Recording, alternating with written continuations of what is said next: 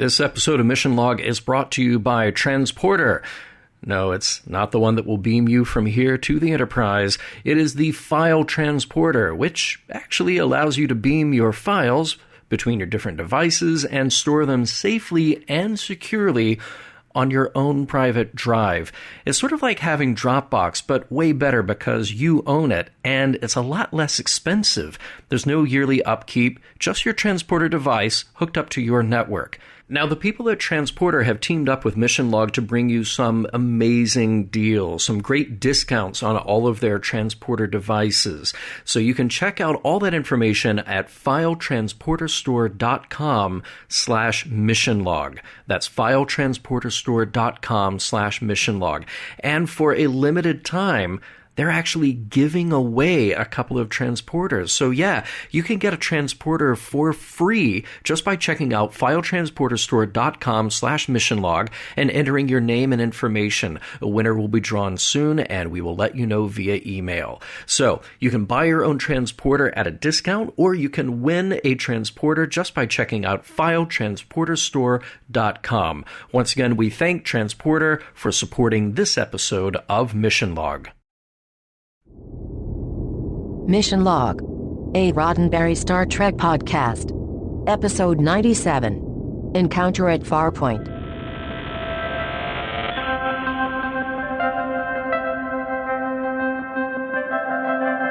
Welcome into another edition of Mission Log, a Roddenberry Star Trek podcast. I am John Champion. And I am Ken Ray with one simple question.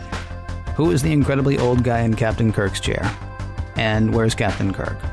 And what's McCoy's granddaddy doing on the Enterprise? And where's the Enterprise? And will somebody call security? There is a Klingon on the bridge. Ken. First of all, that's way more than one question. I'm pretty sure it was just one. And second of all, Ken, we're doing Star Trek: The Next Generation now. The what? We sent a memo. And it's a different show. It's a different cast. It's still Star Trek. Yeah. Yeah. Well, I would imagine that's going to be up to certain people, whether it's still Star Trek. And if those people want to get in touch with us and let us know what they think, are they glad that we finally got into The Next Generation, or do they not cotton to this newfangled Star Trek that's close to 30 years old now? They can get in touch with us if they want to, tell us what time it is when they get this message. Facebook, Skype, and Twitter. The handle is MissionLogPod. You can call us 323-522-5641. You can email us, missionlog@roddenberry.com. We have a cool place online that you can go. Missionlogpodcast.com is the place to check out some of the found documents and other stuff. We have another cool place online you can go. Mission Log is now on trekmovie.com. Remember, any place you leave a comment for us, we may use your comment on an upcoming episode of Mission Log. I do hope it reaches us, though, because we're like 80 years into the future now. That's right. Yeah. When we last left off, we were comfortably living in the 23rd century. Now, all of a sudden, it's the 24th century. Yeah. And those kids with their new haircuts and their music. And a Klingon on the bridge. And yet, a Klingon on the bridge, yeah. And yet, if you're looking for a Vulcan, just look behind whoever's talking. Because there's one sort of lurking. Yeah. There's even a Vulcan kid, remember? Yeah, I remember. That's right. Yeah, kids today on their starships. I just... Well, Ken, if I can set the stage a little bit for you, I've got some trivia, if you don't mind. Wow. The more things change, the more they stay the same. Well, Ken, as I've described with the movies, it's just a load of trivia. So I think we may have to retitle the section just What's on John's Mind This Week? But we have to begin someplace. Where should we begin? I do want to sort of set the stage a little bit. The launch of Star Trek: The Next Generation was a long time coming. Gene Roddenberry was still the executive consultant on the movies, as we discussed in our previous podcast. And Next Generation seemed like a place where you could exercise a little bit more power as a true executive producer. And he went about getting as much of the original team in place as he could. You know, the notables here, DC Fontana, Bob Justman, David Gerald, etc. A lot of those familiar names that show up in the early days of Next Gen. Speaking of DC Fontana, she wrote the original Farpoint story and script. Q was added later when they went from a 1-hour pilot to a 2-hour pilot. And Gene himself wrote some additional scenes because they were coming up short in the final edit. So how did we actually get here? Well, the movies were doing well. Next Gen was announced in late 1986, and then it would premiere September 28th, 1987. The original series, syndicated, was doing great. Still, 20 years later, it was still pulling in big numbers. Paramount realized that it needed to capitalize on this popularity, but moving the original TV cast back to TV would be, what's the right word for it, Ken? Expensive. So this opened up the opportunity to create an all-new show with an all-new cast. Like I mentioned, the show premiered in September of 87, except where it didn't. Because, as we know, Next Gen was sold into syndication. It was kind of a rarity then and now for major TV shows to start their lives in syndication rather than on a network. Speaking of those networks, the big three networks at the time, Fox was kind of a baby at the time, they all turned Star Trek down. They said, well, okay, we'll order a pilot. Or in CBS's case, we'll order a mini-series, but not an actual full-run first season of the show. Paramount was still behind it, though, and the show was actually free to affiliates that wanted to carry it. So to all the local stations, all those little affiliates that wanted to carry the show, it was free. All they had to do was sell 5 minutes of ads locally. The producer sold 7 minutes of ads, and that's how they made their money to keep the show going, and the show was wildly profitable. That is insane. Isn't it? That's like, so you go to channel 17, WZTV in Nashville, Tennessee, and you say to them, well, you can show that Cagney rerun, or... Yeah, right. Or this free Star Trek episode, and each one after that. Yeah, that's not a bad deal, I would think. No, it's a really good deal. And to me, it's interesting because as of the recording of this show, the whole model of TV has changed again. And now you've got producers going to the internet and really having to be creative with how they distribute their stuff. But at the time, more than 20 years ago, they were being very creative with the model of TV distribution. So I thought that was kind of cool. This is DeForest Kelley's final TV appearance. He, of course, was still making the Star Trek movies at the time that this was being made. He was listed in the script and in the call sheet as Admiral in order to keep his identity a secret. And by the way, he was only 67 years old. He was not 137 as the character in the show was. By the way, did you notice the mention of Riker not allowing his former captain to beam down to Altair 3? Did I notice it? It's a scene. It is a scene. Yeah. Okay. They mention Altair 3 right next door, maybe to Altair 4. Do you know the reference? What am I talking about? No, I can't remember. Anyone? Bueller? That was like 80 years ago, wasn't it? I know. Forbidden Planet. Oh. Forbidden Planet took place on Altair 4. Well, that was much more than 80 years ago. Yeah. All right. Crazy, huh? Indeed. Patrick Stewart was Bob Justman's choice to play the role of Captain Jean-Luc Picard. Now, interesting, he would have originally had a French accent or at the very least lapse into French from time to time. He did not. Yes, they did play around with the idea of a hairpiece for Patrick Stewart, and it just didn't look right. So fortunately, they didn't go with that choice. Jonathan Frakes was Roddenberry's first choice for Will Riker.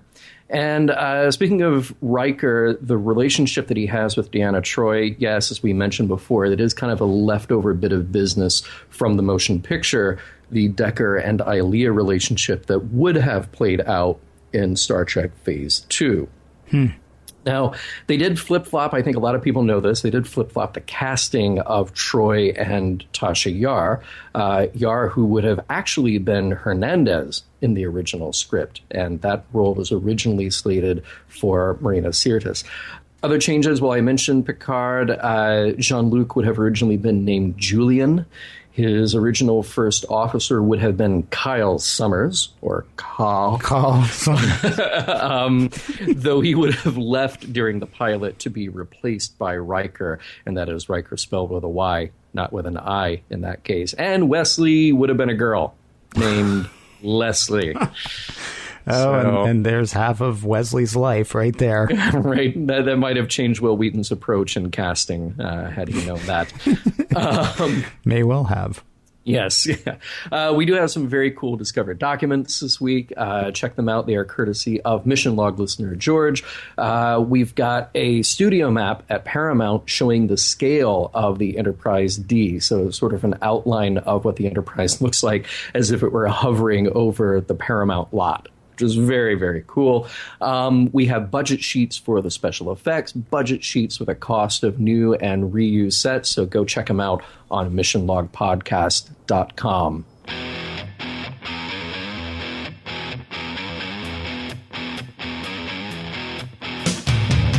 Not to choose sides, but Ken has a point.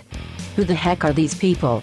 And what are they up to on this ship they call the Enterprise?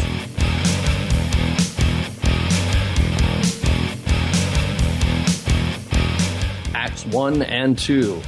New Enterprise, new captain, new mission. We're on our way to Farpoint Station at Deneb 4. They're still assembling the new crew, and after that it's time to explore a part of the galaxy that has not been explored. Time to meet the crew. The booming British baritone is Captain Jean-Luc Picard. The android likes to talk about all the words he doesn't understand. That's Data. Troi is in touch with her own feelings and everyone else's. There's a Klingon who reminds us all the time that he's a Klingon. Out of nowhere, a force field-like barrier blocks the Enterprise's path, and a being, looks human, but he's not, appears in a flash of light on the bridge. He/it is called Q, and he tells the captain that the Enterprise has gone too far. They should go back home. One trigger-happy crewman tries to stop Q, but he finds himself frozen. Picard is not too happy about the whole thing. The mysterious intruder, the frozen crewman, after all, it was a phaser set on stun. Then it gets real when Q threatens them all with death if they don't turn back. Q tries to fast forward through centuries of human history, the wars, the prejudice, the pettiness. Picard's offhand comment about being a judge strikes a chord with Q, who then disappears just as he appeared. Picard's ready for escape, and he commands a break at maximum warp. The force field follows the ship, but Picard then announces the separation. Prepare for some dazzling special effects. Acts 3 and 4. Separating the primary hull, the saucer, from the rest of the ship is a big deal, particularly at high warp. They do it, and the saucer part flies off with the majority of the crew, including all the kids and families. The secondary part, containing the battle bridge, flies back to where they first encountered the barrier, and Picard announces an unconditional surrender. At the next moment, Picard, Data, Troi, and Yar find themselves in a mid-21st century style courtroom presided over by, you guessed it, Q. Picard is now answering for all of humanity, on trial for being a grievously savage race. Picard denies the charges, but Q threatens Data and Troi with death if Picard pleads not guilty. He pleads guilty, provisionally. He's still hoping Q stands by his word that the prisoners, them, will not be harmed. How about this? Give us a test. Picard challenges Q's assumption about human beings by asking for a test. Q gives it right away. They're on their way to Farpoint Station, after all. In his estimation, this will make a fine test. In a blink, Picard and crew are back on the half of the Enterprise they just left. Meanwhile, on Farpoint Station, we meet a little more of the crew. There's brash William Riker, aloof Dr. Beverly Crusher, and her kid, scrawny Wesley. Farpoint is a nice place, but there is an air of mystery about it. As Riker notes, they don't know a whole lot about how it was built and what from, And weird things are happening, like apples showing up because Riker mentioned he'd like one, or fabric suddenly appearing that Beverly thought about. It's better than a cruise of the Caribbean on a 5-star liner. Still a bit weird. Engineer Geordi LaForge shows up to announce the Enterprise's, half of its arrival. Riker beams up to meet the captain. Act 5. On board, Yar pops in the VHS tape of the abridged version of what has happened so far to get Riker caught up. Then the rest of the Enterprise shows up, and Picard commands Riker to join the two pieces of the ship together, manually, as in not automated. Cue the dramatic music, because it's about to get dramatic up in here. He does it, of course. Otherwise, the next 7 years would have just been about two halves of a ship following each other around the Milky Way. Riker and Picard have a little tete-a-tete. Riker will always err in favor of the safety of his captain. Picard wants his first officer to also keep the kids at bay. He didn't ask for a ship full of families. As a bit of a send-off, Data has retrieved Admiral McCoy via shuttlecraft. McCoy, now at 137 and a little older looking than when we last saw him, spars with Data, yet another unfeeling, super precise Starfleet officer. He warms up, though. The name Enterprise is all the good doctor needed to hear. Acts 6 and 7. Q makes another appearance, this time on the bridge view screen, to remind Picard that he is being tested and that the test has a new time limit of 24 hours. As Picard and Riker prepare to beam down to Farpoint Station, Deanna Troi enters. Time to cue the dreamy music. Riker and Troi know each other already. On the surface and inside Farpoint Station, Picard attempts to negotiate with Zorn, the one who runs the place. How about some fair trade? Zorn could use materials and technologies the Federation has, while the Federation would like a crack at the building techniques that have resulted in such a unique station. No deal. Zorn says that his people have no desire to leave and no desire to share what they've done. Then Troi has a moment. Like a mind meld with a Horta, she's feeling immense pain all around.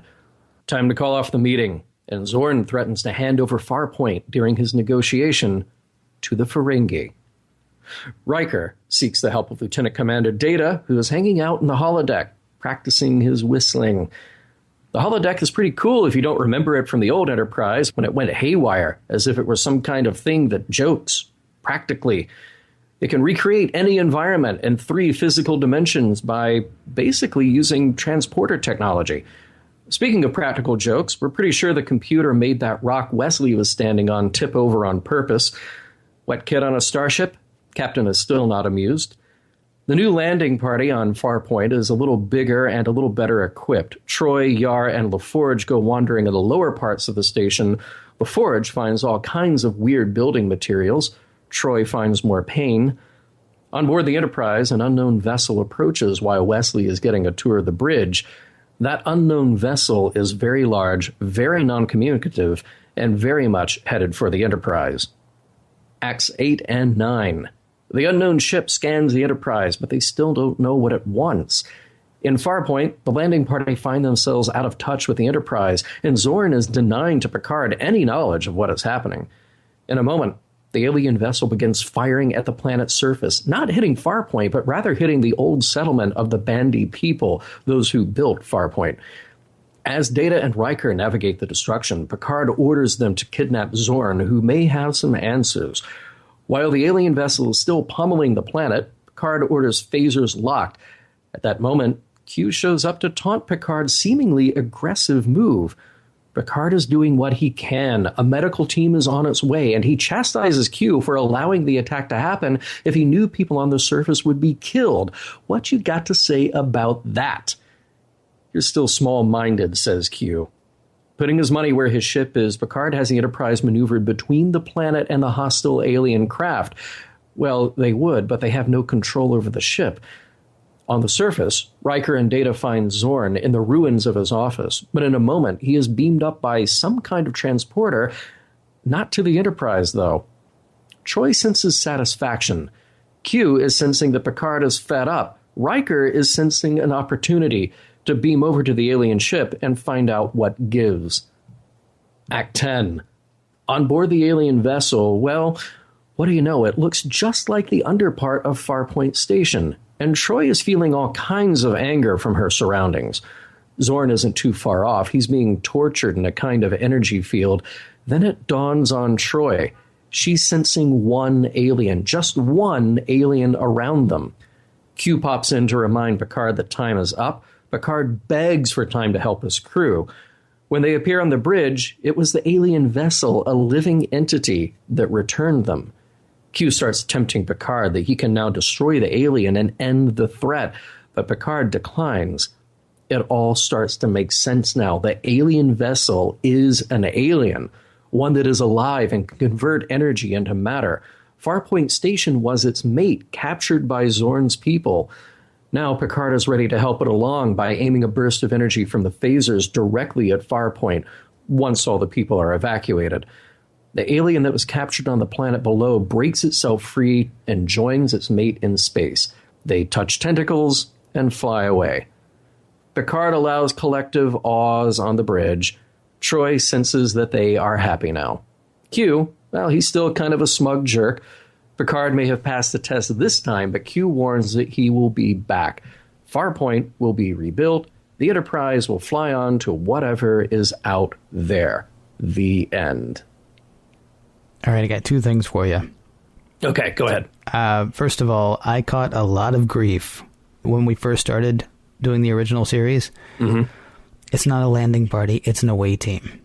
Oh my! We have moved on, and I'm so happy about that. Oh, yeah, man. Because I was calling it an away team for the first several episodes of Mission Log, and yeah, they hadn't invented away teams yet. Yeah, and people would write to us and say, you're doing it wrong. The other thing, I think you accidentally coined an insult. Did I? You look like the underside of Farpoint Station. Dude, I feel like the underside of Farpoint Station. Right. Yeah. We'll be hearing that a lot, if we ever go places where lots of people hang out and talk about Star Trek, maybe. You're right, yeah. After a long night in 10 forward. Yeah, something like the underside of Farpoint. I feel like the underside of Farpoint Station. You look like the underside of Farpoint Station. So what do we have here, Ken? To me, this really feels like a pilot. We are taking the time to introduce everything and everyone. Not that there's anything wrong with that. It's a luxury that most shows don't have, at least not today. But we're looking at this with nearly 30 years of hindsight. Did you get the same feeling? That's weird to me. You think we don't do that today? Well, I feel like a lot of shows now, now, depending on when you're listening to our show, right, they jump right into the action. And you get pieces of character explanation along the way. But in this, you literally open with Picard saying, I'm the captain and I'm on this new ship and it's awesome. Yeah, I wonder what that is the difference between, though, because as we record this again... Well, I'm thinking about there are certain storytellers, and he's one of my favorites, Joss Whedon. We got an introduction at the beginning of Buffy the Vampire Slayer of who all of those characters were. We got an introduction at the end of Agents of S.H.I.E.L.D. as to who all of those characters were. Now, one we knew because we'd followed them through the movies. And then it turns out that some of what you learn about the characters is not quite true. But I mean, somebody who's sort of telling bigger stories, it seems. Even Castle, I think, because, there's a Joss Whedon tie-in there with Nathan Fillion. Even Castle, I believe, started with the cops are already in their action cop part, but, who's this Castle guy? Right. Well, he's a writer and he's introduced and he's brought in. I mean, I would say that we get more introduction today, certainly than we got during the original run of Star Trek or the original series.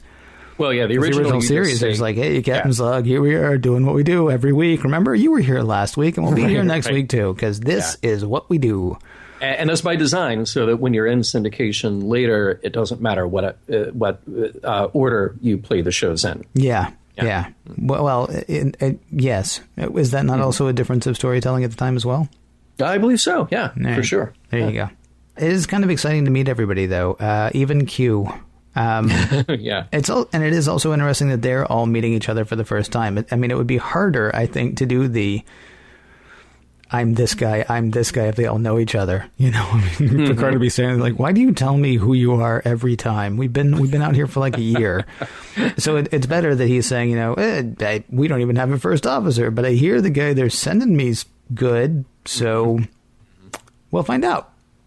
Well, and we even get a little bit of that, which I thought was a good scene where he is formally talking to Beverly about her position as chief medical officer and doesn't realize that she put in the request to be the chief medical officer on the Enterprise. And it's that uncomfortable moment with, well, I knew your dead husband and I'm going to remind you of that every time you see me here. I mean, that's really is a bad lead, isn't it? Yeah. Hey, Beverly, remember that time I brought your dead husband's body back to you? Yeah. Sounds like going here. Yeah. I guess I don't have to remind you of that every time, do I? Yeah. Good scene, though. It's quite a good scene. Other things that kind of stuck out to me, Tasha Yar. Wow, just, you had a problem with, in Star Trek 4, with Dr. Taylor, being a little too earnest. Yeah. Wow, did I feel like Tasha is a little too earnest here. And just all the emotions all the time in your face. Yeah, I don't know if that was the direction or if that was just her, but it was sort of like every time they were like, that wasn't quite enough yelling. Can you give me just a tiny bit more? You know? And there were little subtle things. I mean, like when Riker first comes on the bridge, because he's a real stickler, and I don't know if we should talk about this later or now, but he's a stickler for how things are done. Like they're done on Deneb 4. Yeah. Chilling, right? They're in the mall. Just hanging out. And Geordi comes to tell him something, and Riker's like, excuse me, are we doing business here or are we just hanging? And he has to Geordi has to stand at attention and do the official, I'm this guy and I'm reporting and here's the official report thing, right? And then they get up to the Enterprise, and Picard doesn't welcome Riker aboard. And until he welcomes him aboard, Riker's not moving from the door because he doesn't. I mean, technically, he doesn't know if he's welcome, even though they've already had like a 2-minute conversation at that point. Now sit down and watch an episode of Star Trek. Well, yeah, right. That I've got another note on that because I felt when they arrive at Deneb 4 and Riker comes on board, Picard seems more serious about that parking orbit than anything that has happened up until now. I mean, I realize that as a character, they're painting the picture of the mature, no-nonsense captain. But, man, lighten up. Say hello. It's just good manners. I mean, there is literally nothing else going on with the ship at that moment, except Data saying, yep, standard parking orbit. And, man, Picard is focused like a hawk on its prey. Yeah. Just staring out through the viewer, just parking orbit. Well, his potential prey at that point is Riker, though, right? I mean, he's going to test his mettle from the word go, having never met him before. So just a guy walking in the room. Yeah, that's it. Well, not just a guy walking in the room, though. A guy who may have to take over the ship at some point. Sure. I mean, I don't know. We have years to discuss Picard's. Well, not bedside manner, but Picard's manner, I guess. But I mean, they even go into the ready room, and Picard still doesn't make eye contact with him at first, and then he's like, "Okay, and you're going to go do this thing manually." I mean, I feel like Picard must have gotten hazed a lot, something. He's taking it out on others. Maybe, I don't know, but better to put him through as much crud as he can when there's really no danger. Right, well, because that way you know how he's going to react when there's danger, which is different than hazing at a fraternity. It's like, put him through a bunch of crap before we, I don't know, get rich and fat and give each other secret handshakes for the rest of our lives. Can you tell I wasn't in a fraternity, by the way? Yeah, right. I don't know. So, I mean, hazing in some areas might make a little less sense. But, put Riker through his paces where there's absolutely no danger, because danger, could be just around the corner. And apologies to any of, I have friends who are in fraternities and they're awesome guys. So, now you backtrack. Yeah, direct your emails to John for some reason. Right. Couple of other things that stood out to me. The music is sometimes great, sometimes terrible. Pornorific. Episode. Yeah, right. Yeah. It is a re-record. I talked about how much I love the motion picture soundtrack, and this is not just a direct copy of that soundtrack on this. It was re-recorded, remixed, blah, blah, blah. So it is different, and it just feels different to me, and boy, sometimes that really stands out. some things that we learn about our own upcoming future, Ken. Mid-21st century, we had the post-atomic horror, as described by Picard. And we also kill all the lawyers. So take your pick, Maybe weighing out the good and the bad there. There's just an absolutely fantastic warped logic to that. They've changed the system to guilty until proven innocent because it would be wrong to put innocent people through a trial. Yes. And that's almost Mad Hatter quality logic. And yet Q is telling it as our history. So, lots to look forward to. Yeah. Yeah. Can I do my imitation of you as Q? Because there was something, you had this great line when we talked saying that Q, basically encountering Picard, might as well have just said, wow, Jean-Luc, this episode is really going to apply to you. Yeah. Q's like Jean-Luc Picard's own mission log, in a way. Watch this, mon capitaine, and then... tell me what the moral is. Right. Stakes are a bit higher with Q, though, because, if they get it wrong, they die. With us, of course, there are no wrong answers unless you disagree with John or me. In which case, you won't die. Probably. Right. We'll just get all the emails. By the way, in that moment, when they're showing the playback to Riker, it is very nicely edited and from all the right multiple camera angles. So now we know that there are just cameras all over the bridge. They got GoPros literally hidden in everything. They actually flirted with addressing this in Star Trek 4. I don't remember if we mentioned it or not then. The only problem is the amount of recording that would have to be done. But as they're approaching the Bering Strait, right, in the Bird of Prey, to pick up the whales... Yeah. And they're like, oh, there's another ship coming. And Kirk says, put it on screen. And they're like hundreds of miles away. And Jillian says, how are you doing this? Yeah, right. And they ignore the question because, what? It's just something we do. I'm not going to take time to explain it to you. I got all this stuff. So the idea that there would be cameras everywhere, that they can sort of recreate it. Maybe it's, maybe it's sonar. Maybe it's, I don't know. It's something else entirely. But the amount of storage that you would need to be able to play back every single angle from any place is that might be stretching believability, even for the 24th century. That might be. Memory Alpha would need a planet. Yeah, right. They would. They're actually storing everything. Yeah. But the good news is you'd never lose your car keys. This is very true. You could always just go back and, computer, show me the last picture of me and my car keys. Oh, that's where they are. In the pinata. That was dumb. Hey, we do learn a little bit more about Picard. We learned that he's definitely not a family man. He did not want to be on a ship full of kids. In fact, Picard is leaning on Riker to make sure that he projects an air of congeniality. Now, if it were any snarkier of a man than Riker, he could have said to Picard, or you could just not be a jerk. It's not my job to make you look good. Right. But then it does make you question, what is the point of having a ship full of families and kids? And if you do, make sure that ship has relatively low impact missions. No, I disagree. Well, I mean, the low impact missions, we're in a different, and we haven't learned this from this episode, but we're in a different time now. There's going to be a lot less got to blow something up than there was in the original series.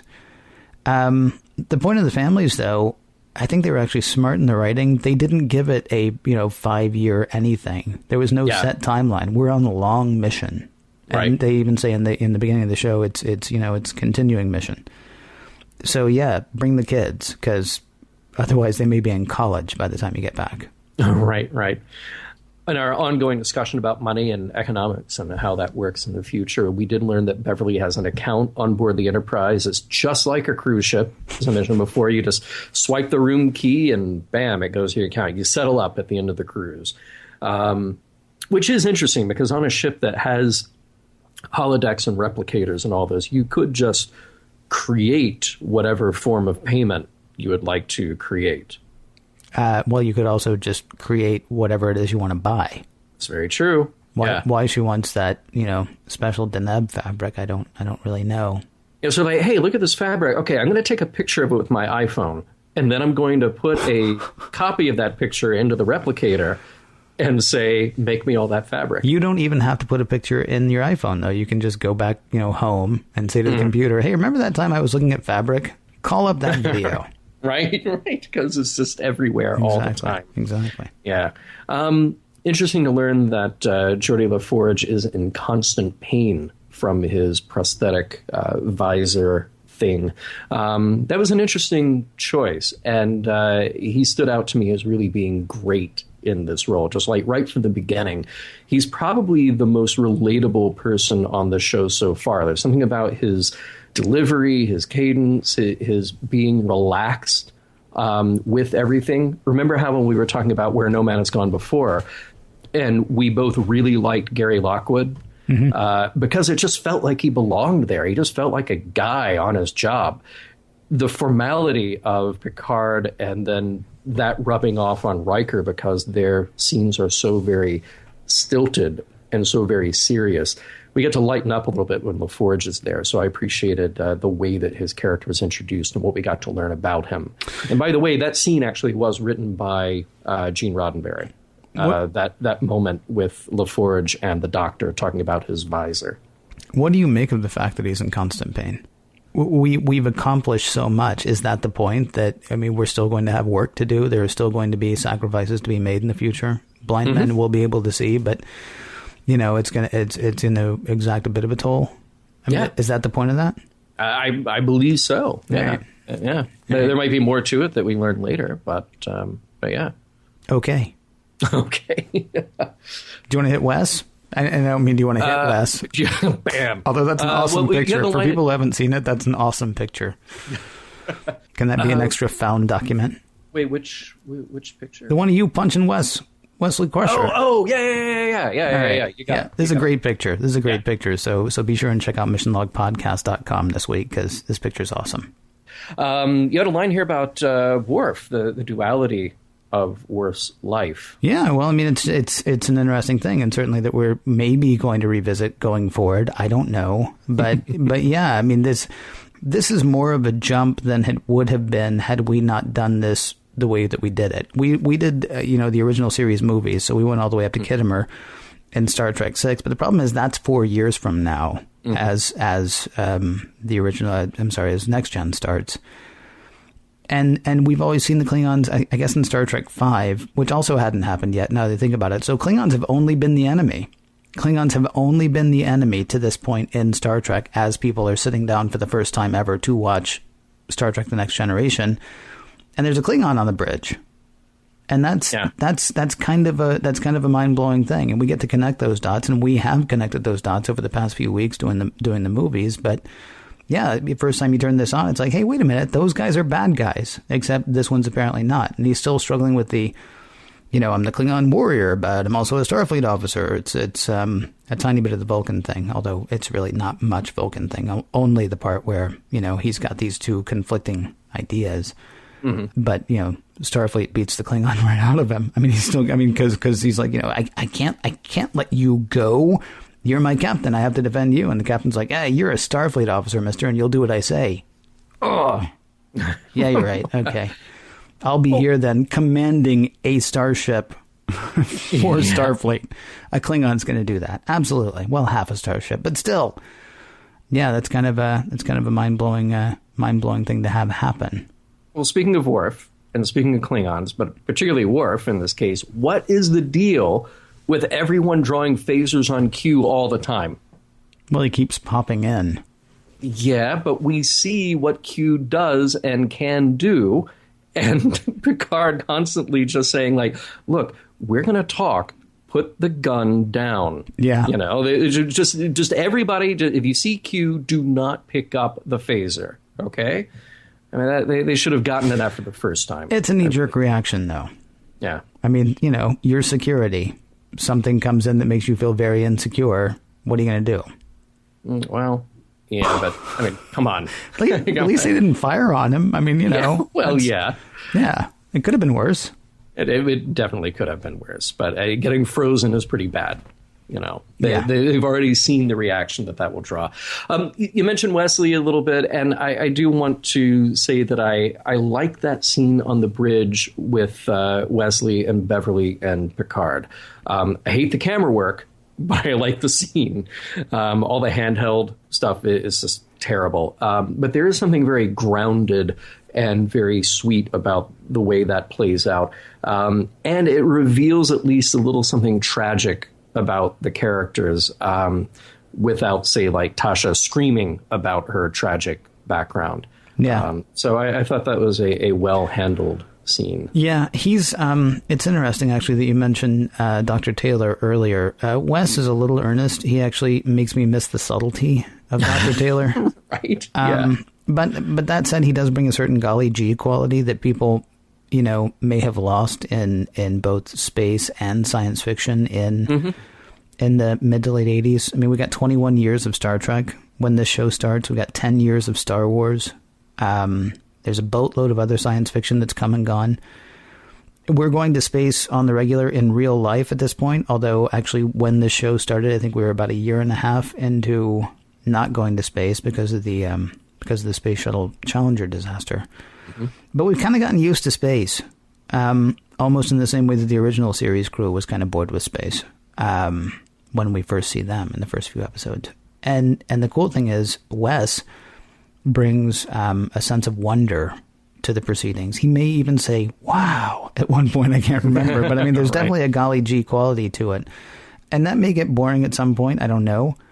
But it's a welcome reminder of how neat this stuff would actually be if this stuff were actually, real. And I even have to say the handheld camera, not my favorite thing. Luckily, it didn't happen for that long, but I do I get why they were doing it. I mean, they were trying to say you are looking around the future. Yeah. No, totally. And Star Trek does that from time to time. We've talked about it before, and I know we'll talk about it again, where you have a character that is the surrogate for the audience. Yeah. Where you're really trying to drive home, this is how different and how cool the future will be. And sometimes they're very good at it, and sometimes it's not always successful. But a lot of that here is going to rely on the characterization of Wesley. But for that moment, I thought it was really nice.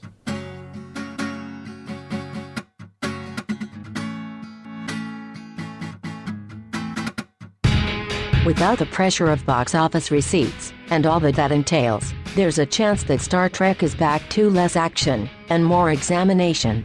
Is that the case? And do they get down to it right away?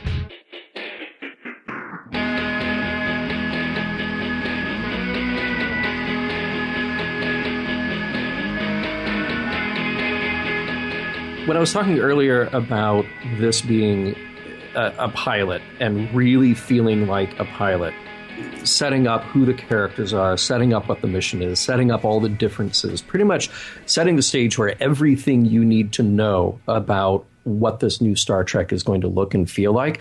The thing that jumps out to me even more than that is the first Q and Picard interaction, because to me it sets the tone for what Star Trek is now, for where we are and when we are and how this new Star Trek will look at the world, will look at the universe.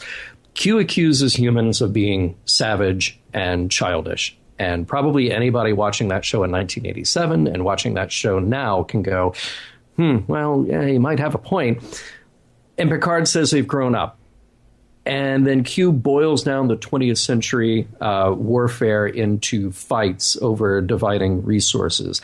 And then he talks about the wars in the centuries before over tribal gods. And Picard keeps saying we're not like that anymore by the 24th century. He says later, look, we know our past, even when we're ashamed of it. But we are not those people. And I feel like this is Star Trek. It's either Gene Roddenberry or Star Trek as a whole telling the audience, this is what Star Trek is about. And these are the people that we aspire to be. It is really interesting, too, because I mean, this goes to the argument that we've had for the past few weeks about whether Star Trek can do movies or does it need to be on television. I mean, these are the kinds of things you can get away with saying on TV. Most studios won't spend millions of dollars on a movie that basically tells the audience that, you know, the way you're acting right now is dumb and you should stop it because there are better things that happen when you do. Yeah. It's interesting that you've got Gene Roddenberry, a World War II veteran, referring to World War II as, you know, a dumb fight for resources. And certainly there was a lot more going on, but I mean, he's basically distilling war down to what it is, right? Either a fight for what's yours against somebody who you perceive as wanting yours, or a fight against somebody who doesn't believe in the same God that you believe in. Yeah. And certainly there are other reasons, and I know that politics and statesmanship and all of that are much more nuanced than that. But here's this guy boiling it down. He's like, really, ultimately, that's what this is about. Mm-hmm. And we're not even over it at that point. I mean, not only do you have a World War II veteran saying that specifically about World War II, but I mean, we're coming to the end of the Cold War. But you and I both grew up in the 1980s, pretty sure that one day we were going to wake up and half of, you know, some city was going to be gone because somebody would have dropped a bomb on it. Right. And it is again Star Trek saying, yeah, you know, right now, huh? It's going to be so much better right now. I hear ya, but you know, we're going to get through it as long as we keep shooting for a time when we get through it. Yeah, right. Yeah. But I mean, that if you had to pull a moment out of Next Gen to say, you know, well, where are we and what are we doing and what are we about? I feel like that's the moment. So well done for them to be that specific. And I love the nuance that you bring to it about Gene having been a World War II veteran. And here's Q dressed in that outfit saying, you know, the issue here is patriotism. And Picard's just looking at him like, you are insane.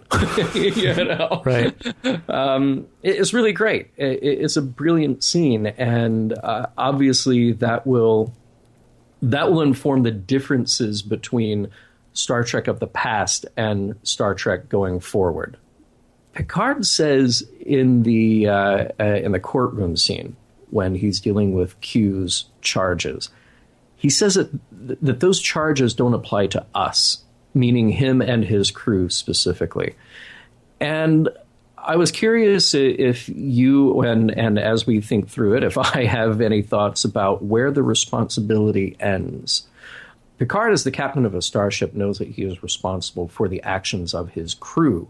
We have learned that in other Star Trek, that the captain is responsible for his crew, even if he had no idea what they were doing at the time. Mm-hmm. To this day, there are good arguments to be made about reparations in our own troubled history and our own troubled past in the United States. Then they have a line that says, in the year 2036, Data says this, the new United Nations made a law. So, by the way, interesting, the United Nations survives and is reborn at some point, 2030s, made a law that no Earth citizen could be held accountable for crimes of their race or forebears. And I thought that was really interesting because somebody somewhere is drawing a line. Let me go back really quickly. You say the United Nations survives. Apparently not, because we need a new one. Well, it could just be branding, Ken. You know, like New Coke. United Nations Zero. Oh, wait, not that. No. No. Yeah. But it did make me wonder, you know, Picard's ready to just count the whole thing off and say, no, we don't have to answer for any of that anybody in our past did, even though I am from that planet and those are my people and I'm descended from those people. Sorry, but this doesn't have any bearing on me. You know, maybe not a bad argument, but I really had to wonder, where is that line that he's drawing in his head? Well, I mean, I think part of where the line might be is the fact that the Federation has actually passed all of it. And this goes to the discussion that we had on the supplemental edition, and it goes to some of the discussion that we had during Star Trek 6 as well. If you start from a place where humanity can say, boy, the things we used to do, and you're 400 years past it, my assumption is things have actually evened out for everybody. Does that mean there weren't horrible things that happened? No, and Picard is willing to acknowledge that, but he's not going to pay for it forever, especially if they've gone ahead and made the amends that they need to make with the people who were wronged. So, I mean, you know, if you're talking about, I mean, you're right. There is a case to be made for reparations today, and I don't, as we record this, and I don't know the nuances of that. I don't know all of, you know, the arguments for. I don't know all of the arguments against. Sure, but I do know that there are certain situations where people are still held in more difficult circumstances because of 400 years of history in this country, and they just are. And if you want to argue that they're not, well, do that with yourself, because I think most people will agree that it's a little, I mean, it is more difficult for some people in this country because of this country's history. I'm saying it as nicely as I can just because I don't want to get in a fight with anybody. Right. So if we're now 400 years into the future and there's not a single person of color on the Enterprise and the women are still, you know, being smacked on the bottom in order to get us coffee, I mean, then you cannot make that case that, look, we were like this, but we're not anymore. Am I right, Sugar? I mean, right. Picard is coming from the place that Roddenberry wanted Star Trek to inhabit, at least later in life. And I know there are people who say, well, you can't really say that about the one in the 60s. And okay, I don't know whether you can or not. But I mean, Star Trek is starting in a place that Roddenberry wanted it to be later in life, which is humanity has got it going on. And we may occasionally, or the Federation even has got it going on. We may occasionally, individuals may still stumble, but as a race, as an organization, as an idea for how we're all going to live, we're swinging. This is going great at this point. So if you can assume that we're actually ever going to get to that place, if Imagine the song is difficult for people to understand because they don't have to imagine at that point, right. Then no, you don't have to answer for what you did because you've done the work to get through it.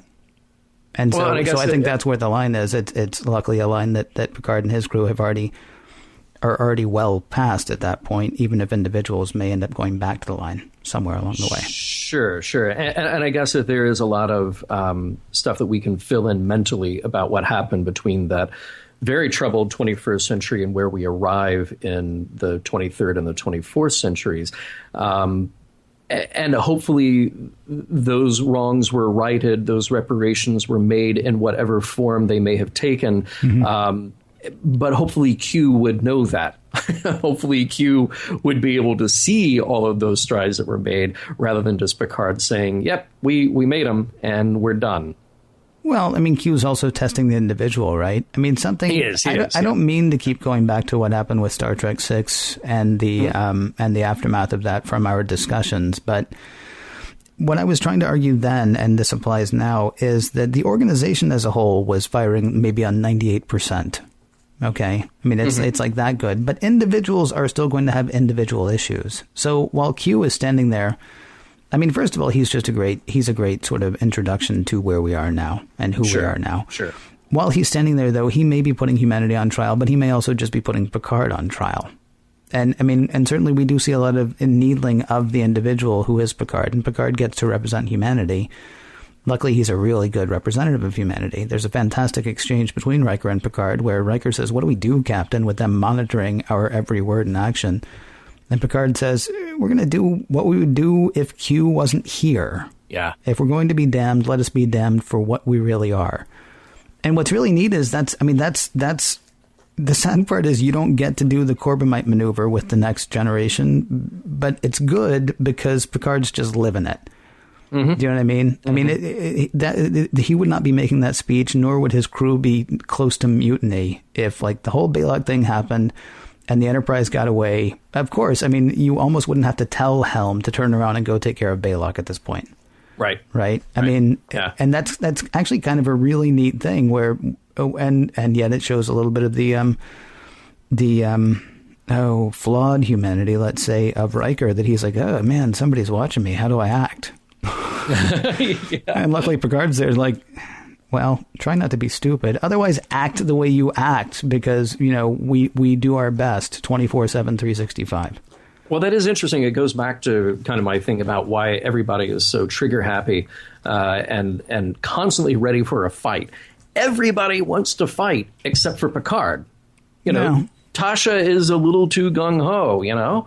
Everybody below a certain level. I mean, that's why they're not second in command yet. Right? I mean, it might also be, I mean, it might be seasoning. It might be, it might be years of experience. And there may be some people who obviously are never going to make second in command, but I mean, the higher up you go, the less, well, I guess it's really just Troy, Riker, and Picard, the ones who don't draw phasers on Q. But they're also at the tippy top of the organization, it seems. Right. So it's not just, inherently enlightened humanity, it's training. Yeah, it's sure. a learned behavior, a learned outlook and attitude, and they got to get there. They got to work to get there. Yes. Fair enough. I guess. Did I just argue against something that I said earlier? It sounds like you tricked me. No, not meant as a trick at all. I'm just trying to fill in the gaps. Yeah. You know? Well, sure. Yeah. I mean, yes, I would agree with that. They're all laboring, though, under this, I don't want to say perfect society, but they're all laboring under this more perfect society, certainly than we have today. So somebody draws a gun, at least there is somebody there to put their hand out and go, dude, come on, we don't have to do that. As opposed to somebody draws a gun, and then somebody else draws a gun, and then, it's like a John Woo film all of a sudden. Right. Speaking of that, do you think that it was foolish of Picard to go back and surrender? Should he have at least, alerted and consulted with others? I understand you don't want to bring out the Armada, because that would be exactly what Q would condemn them for. Right. But it's a pretty dramatic moment that Picard just goes back and says, all right, broadcast a surrender, unconditional. He could have been damning the entirety of humanity at that point. Well, it's actually spelled out perfectly. Their two options are fight or flight. Yeah. At least as far as Yar and Worf are concerned. And Picard's going via Medea, right? Or via Media, the middle way. There is another option. Sit and talk about it. And if the only way he can sit and talk about it is actually surrender, then that's what he's going to do. Because there really is no point in notifying Starfleet, because yes, everybody would fly against them, and Q has godlike powers in a way that we have not come across with a foil, I would say, in Star Trek before. Mm-hmm. So their two options are either have a futile fight that ends up getting them all killed, or spend the rest of eternity running from this thing. Yeah. I mean, if they're not going to try to find some other way. And so, surrendering to him is fine, because that gets him face to face. Is that what I would say you should normally do? I mean, if somebody sails against you, you're just like, oh, I give up, buddy. Right. But, if that person has shown an ability to, destroy your ship, freeze people just by thinking about it, beam wherever they want to anytime, maybe you try another way to talk to them. Well, Q's an interesting character. I mean, he blames the humans for so much, but he is actively, and Picard calls him out on it. He is actively meddling and judgmental and has this superiority complex. I mean, he is full of bad human traits. He is more powerful, to be sure, so we kind of have to deal with him on that level. But he's more human than human, if you may allow me to quote Blade Runner. I thought you were doing Rob Zombie, but okay. Well, where do you think Rob Zombie got it? Well, yes, I know. He is the Nexus One. Yes, I've actually tried to listen to the words. Yeah. Q is an interesting character. I know we're not supposed to cross the timeline. We're supposed to pretend like this is the first time we've ever seen any Next Gen.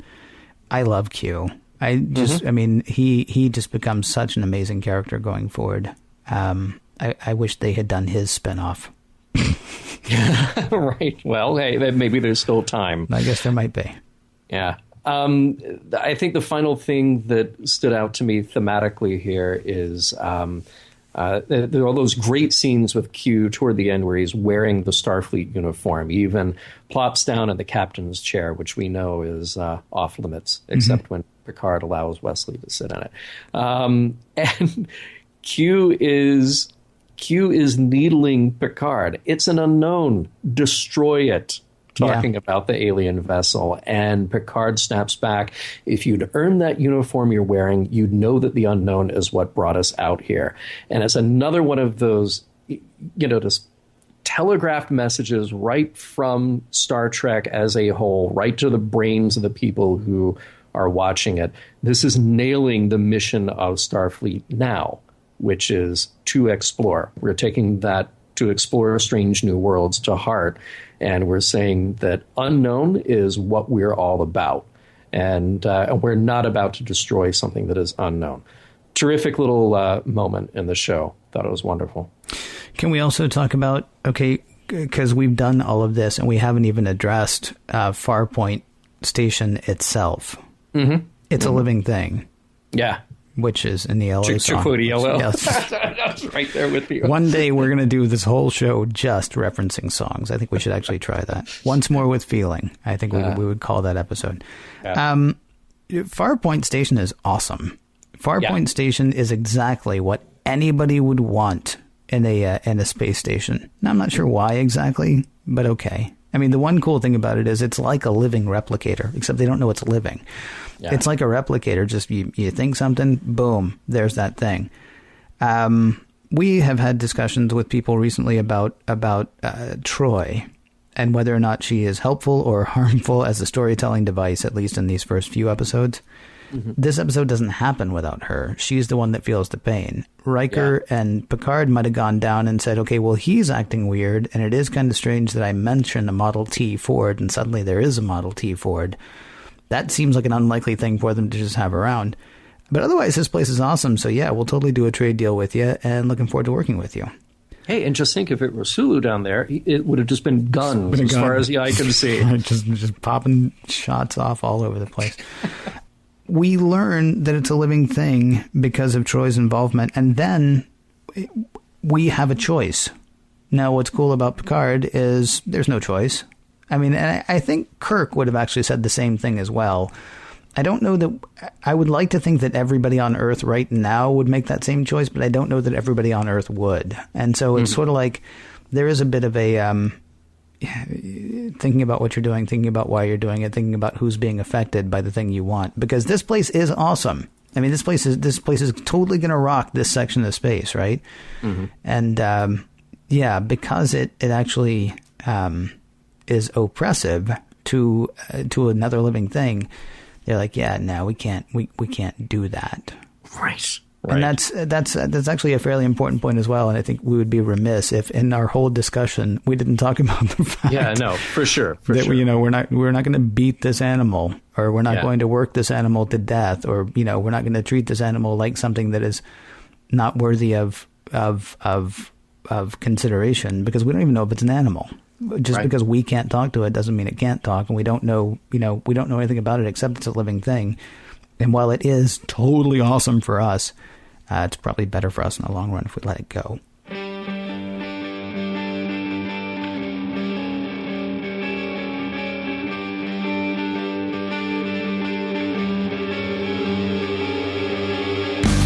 Like slipping into a comfortable pair of subroutines, we're back to a routine. Time now to discuss the messages, morals, and meanings encountered at Farpoint, and whether they, and the episode, hold up today.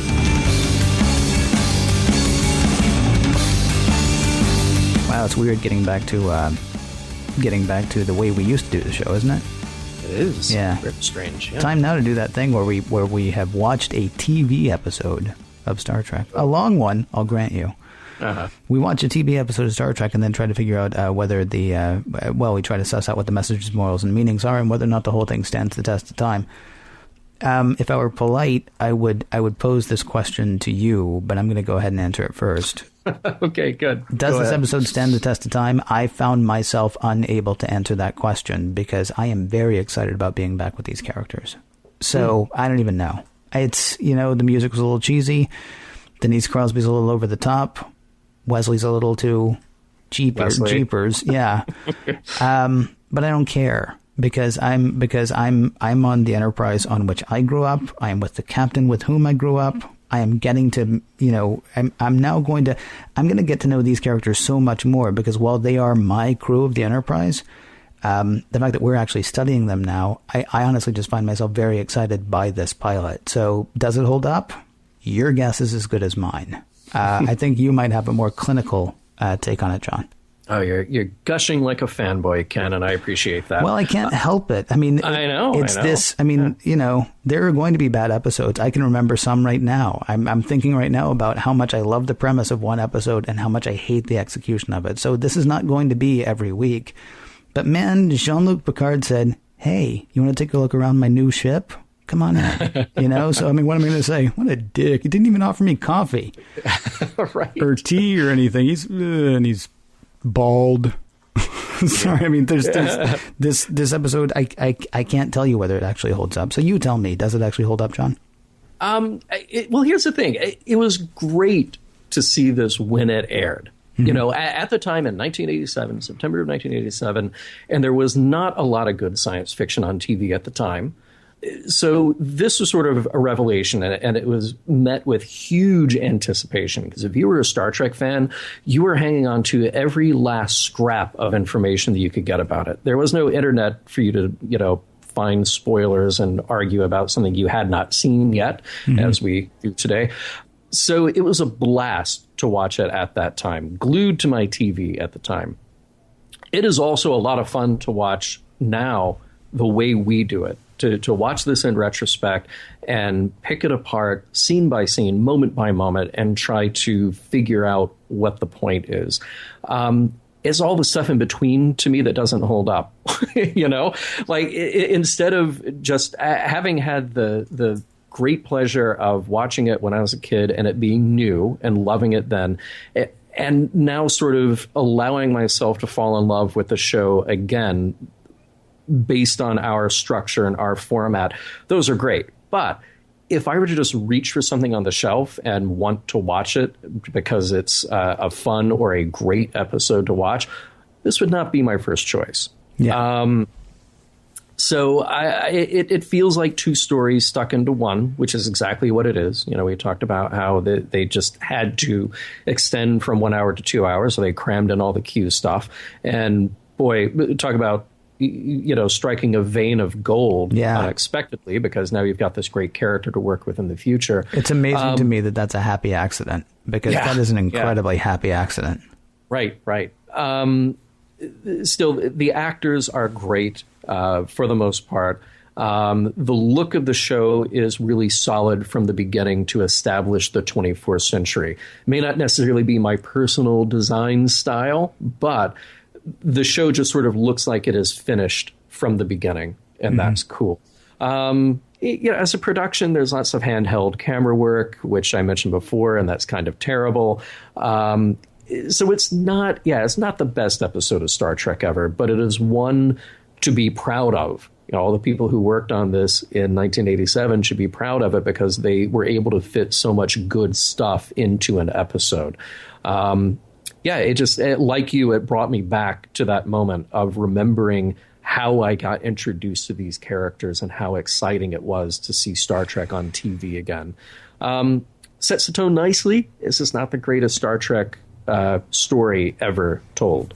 What's interesting, though, the way that we watch it, I actually I got more of a feeling of this is a body in a way. The Enterprise crew, or for the Enterprise D.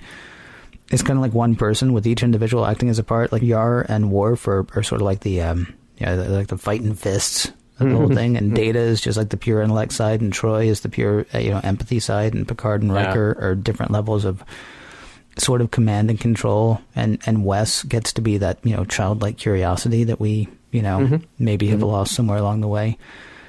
Whether it was intentional or not, you and I kept talking about Kirk, Spock, and McCoy as three parts of one thing. Yeah. It's like we're doing a more nuanced study of that. Like we're not just saying the ethos, pathos, and logos at this point. We're like, there's actually a lot more to it. There's the whole, sensory part of it. And so, I mean, even with that, you get a little bit of Geordi maybe, or just the raw emotion part of it. I mean, it's interesting that Spock was always trying to keep his raw emotions at bay, and certainly McCoy was fine being emotional, but Troy is raw emotion, or really affected by raw emotion, I guess. She can tamp it down when she needs to, but she's also very much in touch with it. It's possible going forward, and I've honestly never watched it with this lens, so I can't say for certain, but it's possible going forward that we're going to get a much more nuanced study of people going through whatever trials people go through with this telling. Or maybe they had 2 hours Right. And they were like, oh, let's really concentrate on the pain. Okay. Yeah. And maybe we'll do another 2 scenes of that. And there's 3 minutes of our 2 hours gone. So what's the message or messages that you picked up? Well, certainly there's the whole thing I was talking about Farpoint Station. I didn't really come up with a great word thing for that. I mean, it feels like an anti-colonial statement in a way. It feels like a guarding your resources statement. It feels like a non-exploitation statement. I kind of just want to boil that idea down to, don't be a jerk. Which may sound crazy, but your needs are not, your needs don't necessarily, hey, how about this? The needs of the many outweigh the needs of the few. Just because it's something that's going to benefit you doesn't mean that it's necessarily something that's beneficial for everyone, and that has to be taken into account. So, that's sort of one, and I'm pretty sure we said some others. What about you? Well, what you just described and what you described before really made me think about something that we've said before, and I know that Rod has said before, that Next Gen is the difference between, Gene Roddenberry in his 40s making Star Trek and Gene Roddenberry in his 60s making Star Trek, and making something that is more nuanced and is more mature, and will have all these great traits that we'll get to kind of tackle over the coming months and years. In this particular story, in Encounter at Farpoint, I felt like the message of the story seems to be about our responsibility to how we treat our world and the bigger world, the galaxy around us, from each other to every other living creature that we may find that may not be like us. This is the kind and gentle but curious Starfleet that we saw glimpses of in Devil in the Dark and other TOS episodes. I think the message from Star Trek, from, capital letters, the big entity Star Trek, though, seems to be something a bit more aspirational than we saw in the original series. We're drawing a much clearer line between the way things used to be, war, prejudice, irresponsibility of the 20th century, and the way that we definitely want them to be, the post-scarcity economy. We've had an email correspondence with listeners about that. We're intellectually rigorous. We're curious. We're nonviolent. These are all the things that we aspire to be in this better, brighter future. There is another thing I think to keep in mind when we're talking about at least the launch of Next Gen. We spent a lot of time when we were talking about the original series speaking about the fact that there were 3 channels, unless you lived, in a major metropolitan, in which case you might have 5, right? Mm-hmm. We now have I probably had like 40 television channels when this was on, which was nuts. 40 channels. There are so many different things that people could watch. I know. Yeah. 30-something had actually happened at this point. There was a whole, for people who don't remember, there was like a whole 1-hour drama about people in their 30s just, sitting around talking about how weird it is to be in your 30s. we're in a different landscape as far as television programming at this point as well. You can have a space show that's also a bit more reflective than maybe the original series was. In fact, you would have a harder time in the 80s, I think, having a show like this that wasn't somewhat reflective, because that was sort of a thing of the times, right? Yeah. And I'm not saying that's, it is Roddenberry writing older, but then it's also, I don't know if it's a more mature television audience or if it's just a more self-reflective television audience or a television audience that's willing to accept something other than swashbuckling, other than Wagon Train to the Stars, because there's no Western on TV at that point, as far as I can remember. So that's sort of an interesting thing to think about. We have sort of sat here and said, well, remember, it was a very different time in the 1960s. Well, the late 1980s were a very different time than the 1960s as well. And so, there are going to be things, I guess, going forward that we're going to watch for that are going to be very much of that time too. Yeah, no, I agree. Do you think that the messages as discussed here hold up? Yes.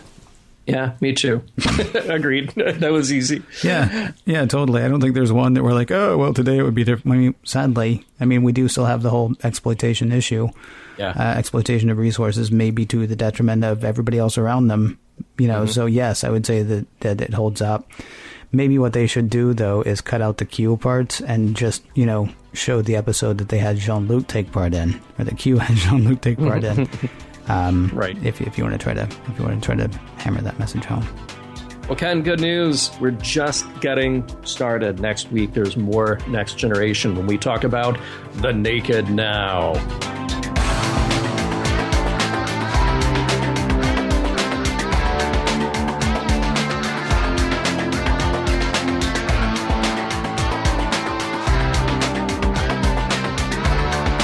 Some of the music formation log provided by Warp 11, online at warp11.com, and from the album Messages, by Key Theory, free to download at kitheory.com.